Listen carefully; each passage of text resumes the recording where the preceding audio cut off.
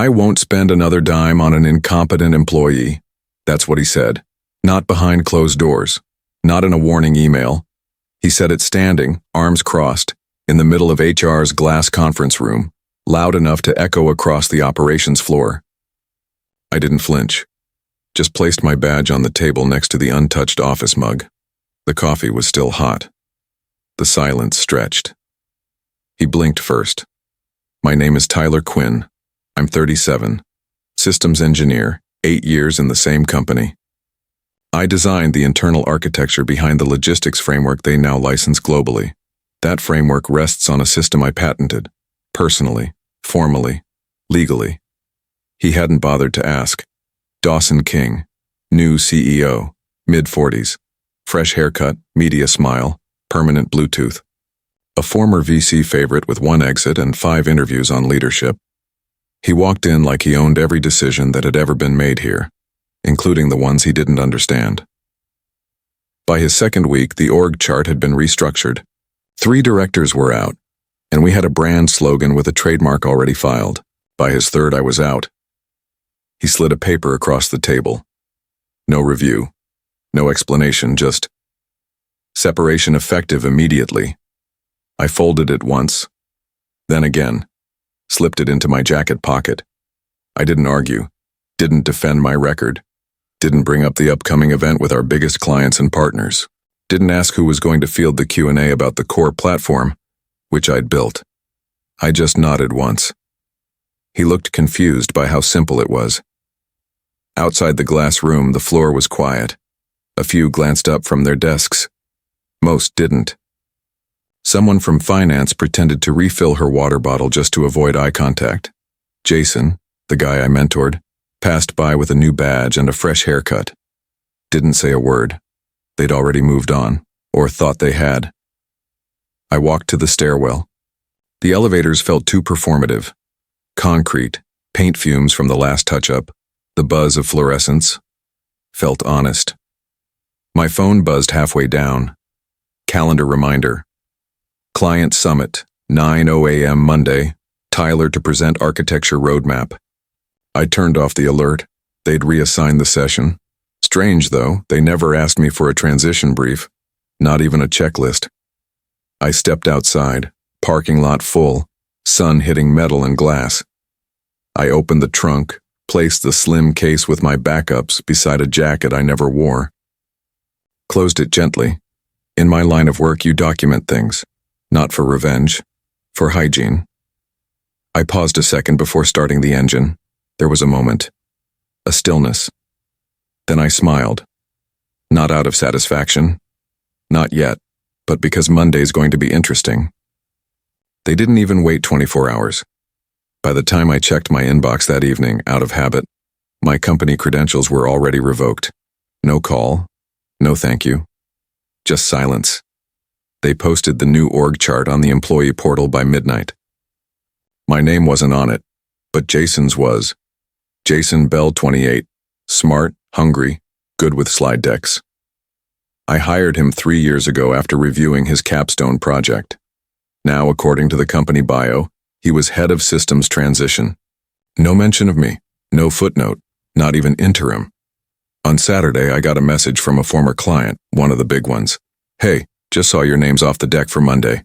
Everything okay? I replied. Company priorities changed. Hope Monday's productive. He didn't respond. But 5 minutes later, the message was marked as forwarded. Sunday afternoon, I passed by the office.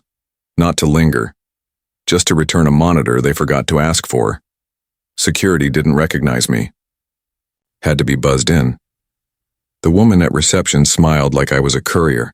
Behind her, the new slogan, "A precision without people," was already mounted on the wall. I walked past the conference rooms just long enough to see Jason through the glass. He was rehearsing something. Big gestures, flashy slides, lots of nodding. He caught my eye for a second, hesitated, then turned back to the screen like nothing had happened. I left without a word. But as I passed the lobby, I saw him again. This time talking to 2 execs from finance. Jason was walking them through a slide with system diagrams. I could tell from a distance. He'd reversed the client interface structure. One of them pointed. Wait, wasn't this Tyler's signature setup? Jason paused. We've updated a few components. His smile was tight. They didn't look convinced. Back home, I noticed an email thread from someone in sales, probably copied me by accident. Subject line, why did we cut Tyler before the summit?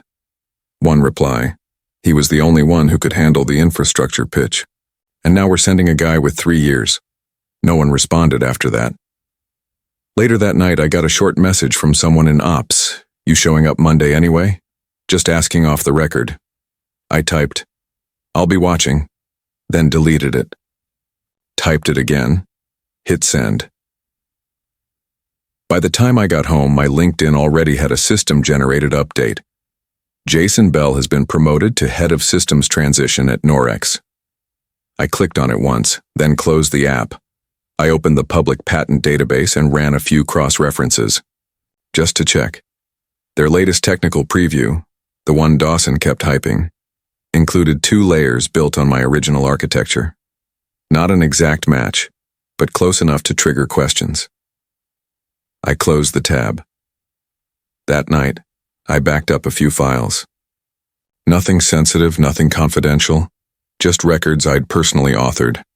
White papers, test environments, and technical proposals. Work that had my name on it long before it had theirs. It's amazing what people forget when they move fast. At 11:37 p.m., I got one last company email. Automated. Reminder, Norex Client Summit begins Monday at 9:00 a.m. I stared at it for a moment, then archived it. Around midnight, I got a second alert.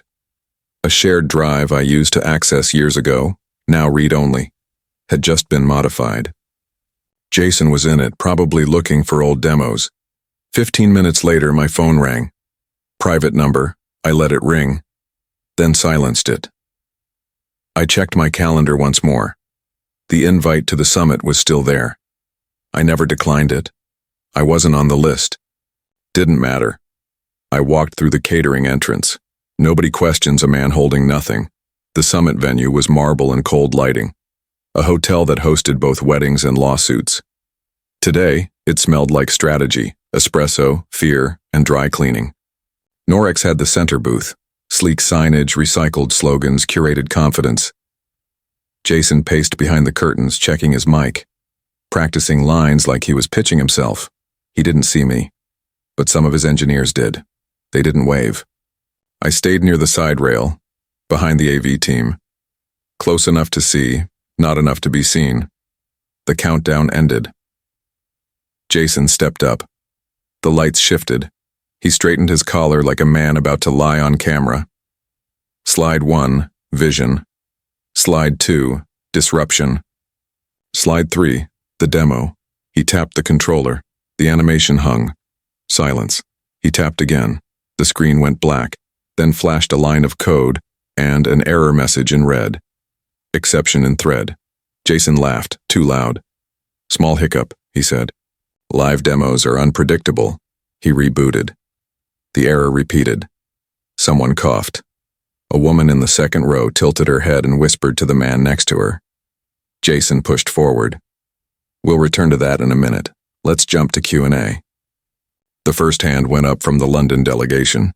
You claimed automatic rollback. Why wasn't it triggered? Jason blinked. It's in staging, not live yet. Next.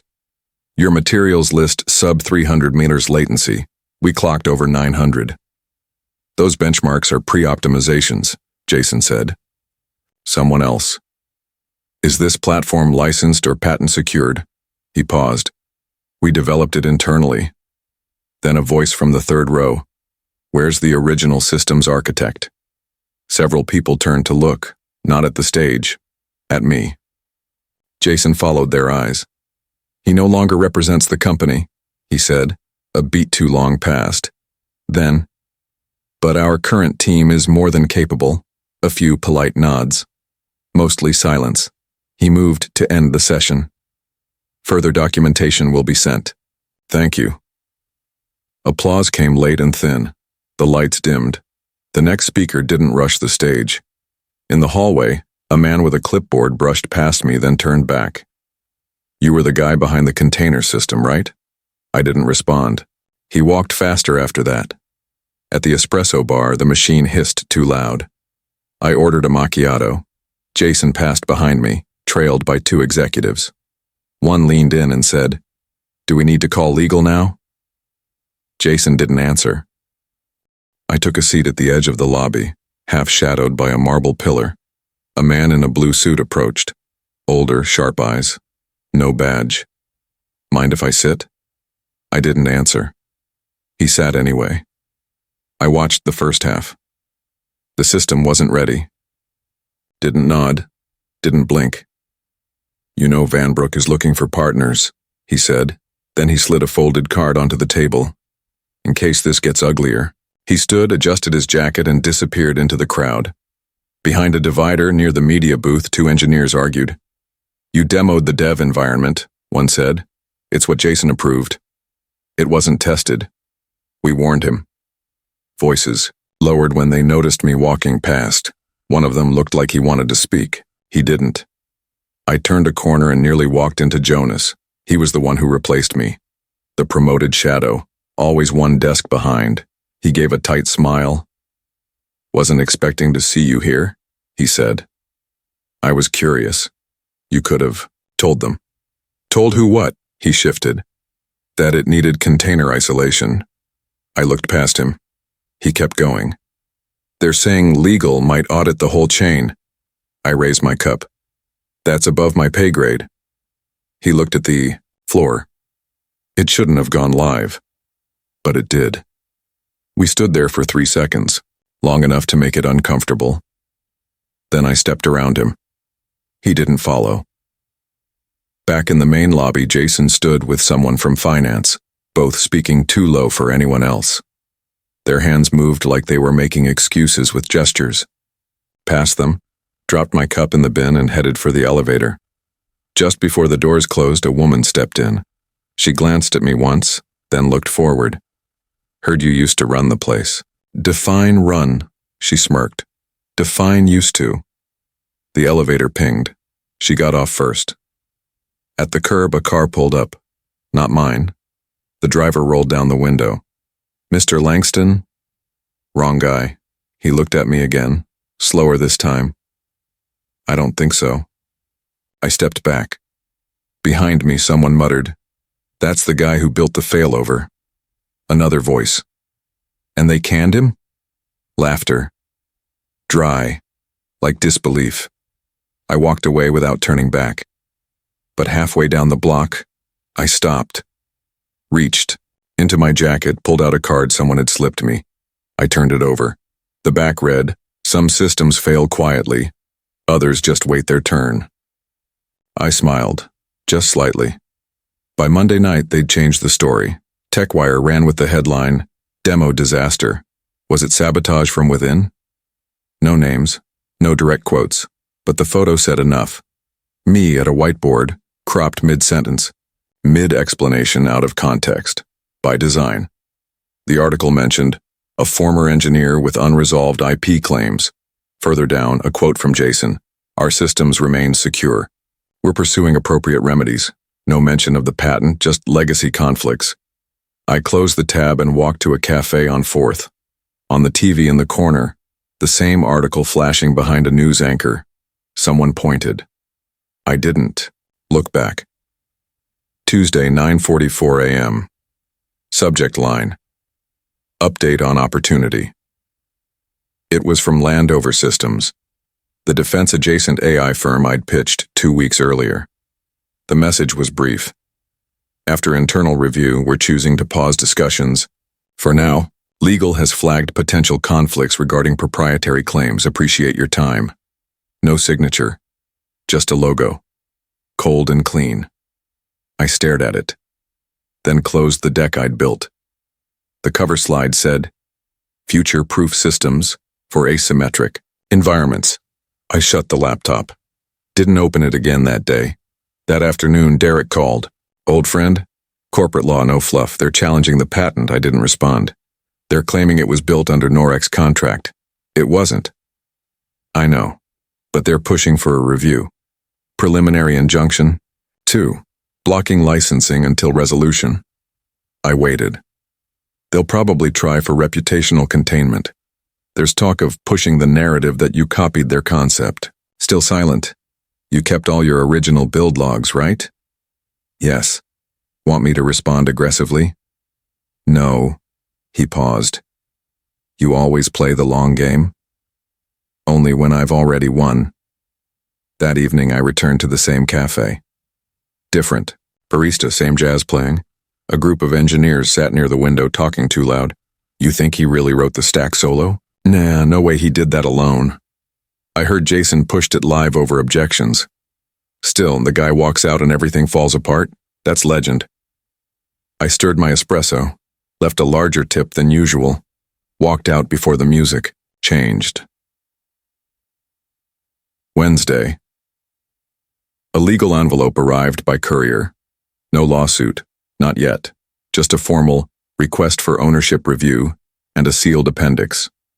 I dropped it on Derek's desk. He read the header and exhaled through his nose. Strategic escalation, he muttered. I didn't ask what he meant. I already knew.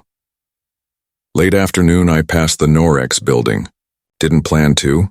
It was muscle memory. The tinted glass reflected the sky, but not me. Inside, I saw 2 familiar desks, mine and Jonas's. One was occupied. One was empty. A marketing rep crossed the lobby. She glanced up, then looked away, fast. I nodded anyway. That night, just before midnight, a message arrived. Unknown number. I'm done. Can we talk? Leaving Norex, nothing to lose. You were right. No name. But the cadence was familiar. The pause between thoughts. The structure. Jonas. The guy they promoted. The guy who smiled when he replaced me. Like it wasn't personal. I stared at the message. He rewrote it twice before sending. I could tell. The spacing was uneven. Final line punctuated differently. I let the phone sit face down for a full minute, then answered. Thursday. 10 a.m. Ashen Pine. Let's see how much you're really done. Jonas had always been competent, not exceptional, just competent. I remembered the first week he shadowed me. He hovered behind my screen like a student watching a surgeon. How? Do you know it won't break the loop? He'd asked once, pointing to a recursive call I'd rewritten from scratch. I didn't answer immediately. I let the silence stretch. If you don't trust your own logic, I finally said, you shouldn't write it. He nodded too fast, took notes he wouldn't read again. Even then, I knew he'd fold when pushed. Derek called again that night. I picked up on the second ring. They're going to escalate, he said. The press is nibbling. 2 outlets called today. Let them. They'll spin it. Frame you like some bitter ex-employee. I didn't respond. I can push back, make a statement. Anonymous leaks, expert op-eds. No, he sighed. Why not? If the truth depends on spin, it's not the truth. There was a pause on his end. A rare one. Okay, he said. But they won't stop. I know. The next morning, a reporter caught me on the sidewalk outside the cafe. She had a badge and a voice like she was already live. Mr. Halden, do you have a comment on the injunction? I didn't stop walking. Sources inside Norex say you sabotaged the launch out of spite. Is that true? I turned slightly, just enough for her to catch my eyes. Ask them, I said, why they needed me in the first place. Then kept walking. That evening, I pulled out a plain black case from the shelf. Inside, the first prototype, soldered by hand, ports mismatched, housing cracked. It didn't matter. It worked. I laid the pieces on the table, looked at them for a long minute. No nostalgia, just clarity. This was what they wanted to bury. I repacked it, latched the case. No ceremony, just preparation. Tomorrow I'd meet Jonas. But tonight I remembered what mattered. Not revenge, not headlines, proof, and silence. The cafe was quiet, not empty, just silent in the way places get when words matter more than noise. Jonas sat across from me, his suit slightly wrinkled like he'd slept in it. His hand stayed under the table. I didn't ask why. I shouldn't have stayed, he said. I didn't answer. He slid a thumb drive across the surface. No envelope, no ceremony. That's everything. Build logs, internal emails, dev notes. They knew. Jason knew. Weeks before the rollout. Still no reply from me. He looked down. They blamed me. Said I was supposed to fix what I didn't understand. Silence. Again. Then, I know I don't deserve it. But if you're putting something together, anything, I'd like to be useful. I picked up the drive. Jonas, I said, useful is earned, not begged. He swallowed hard and nodded once. Derek's office smelled like burnt coffee and printer toner. He plugged in the drive and watched the folder tree unfold. Jesus, he muttered. This is surgical. He clicked through the files, scanning, timestamps, metadata, keywords. This is more than proof, it's premeditated exposure. He looked up. This ends them. I shook my head. Not yet. He frowned. You're kidding. Let it breathe. Why? Because this isn't about the hit. It's about the echo. Later that afternoon, I took a meeting I'd previously declined. Cafe Europa. Neutral ground. Across from me sat Evelyn Trask, CEO of Virion Systems. Norex's oldest rival. She wore a blazer like armor. Calm, deliberate. You made quite an impression at the summit, she said. Nice touch, not saying a word. I wasn't invited. Even better. She sipped her espresso. We want to license your core, integrate it into Virion's secure mesh. No, she raised an eyebrow. That was fast. You're thinking short term. I'm not. She leaned forward, folding her hands. Look, Reed, I'm not flattered, Evelyn, I'm focused. That stopped her. She nodded slowly. Fair. Just keep my number. Things move. They always do. I stood up first. Left her with the check. That evening, something subtle happened. An article appeared on a niche engineering blog, authored by Veritas Anon. It broke down the core weaknesses in Norex's newly launched architecture, not with drama, with data. It questioned the assumptions behind their fail-safes, explained how the fallback loop depended on an unverified dynamic index, highlighted design choices that mirrored an earlier, undisclosed framework. No accusations, no names, but every engineer in the field could read between the lines. Within an hour, it hit LinkedIn. By midnight, 2 white papers referenced it. By morning, Norex's CTO locked her account. Investors started calling. Jonas texted at 6 a.m. They've gone silent internally. No stand-up meetings, PRs on lockdown. Security just pulled my access credentials. I think I'm officially out. I didn't respond. Not because I was ignoring him. I just had nothing to say. By noon, Derek called. You ready to move? No. Seriously? They're bleeding. Everyone knows it. I said no. You're sitting on a gold mine, Reed. You could bury them and be a legend.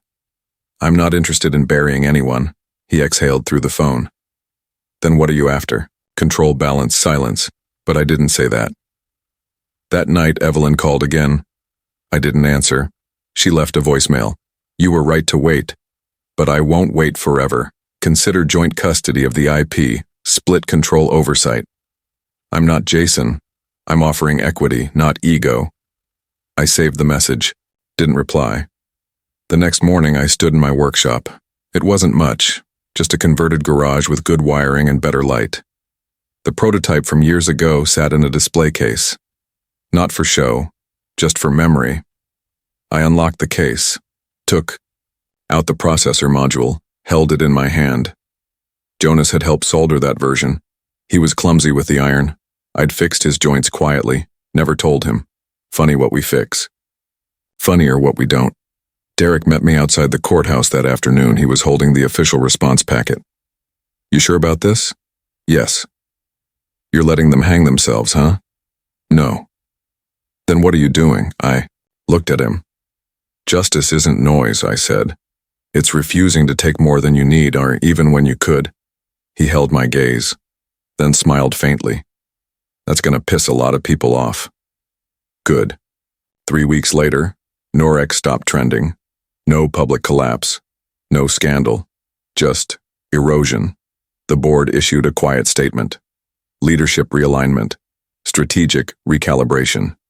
Jason was gone. Not fired. Just no longer mentioned. Their stock dipped. Not catastrophically, Monkrady, but enough to matter. Venture partners shifted focus. A few early clients defected.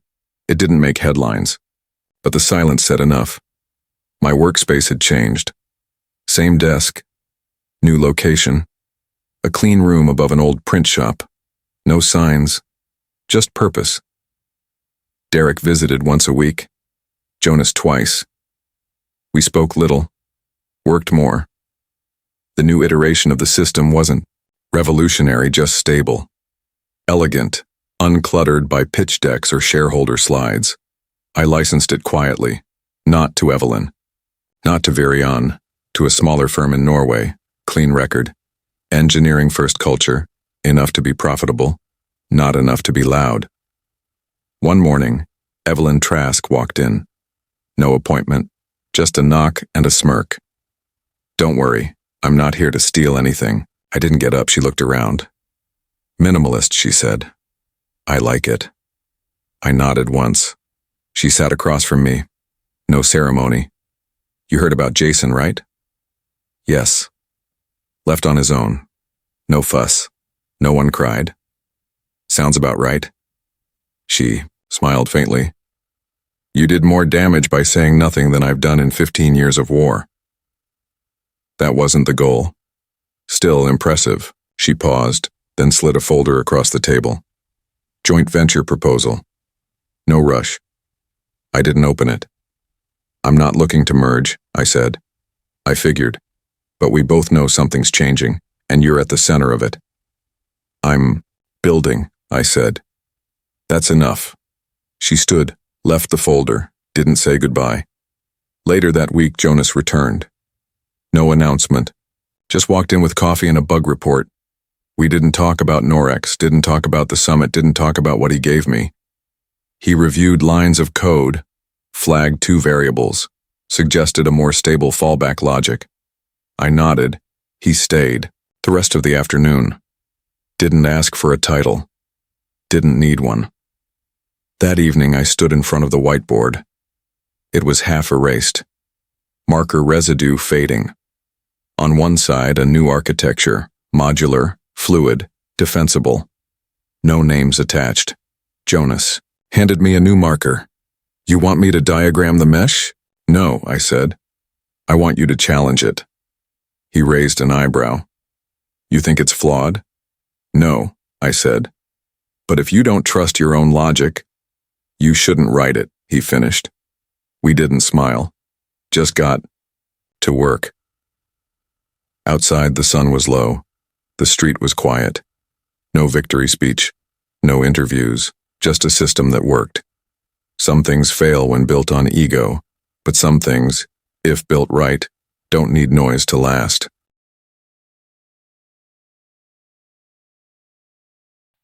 The gentleman's revenge isn't loud, but it's always personal. If this felt personal, make it personal. Subscribe now, and don't miss tomorrow's story.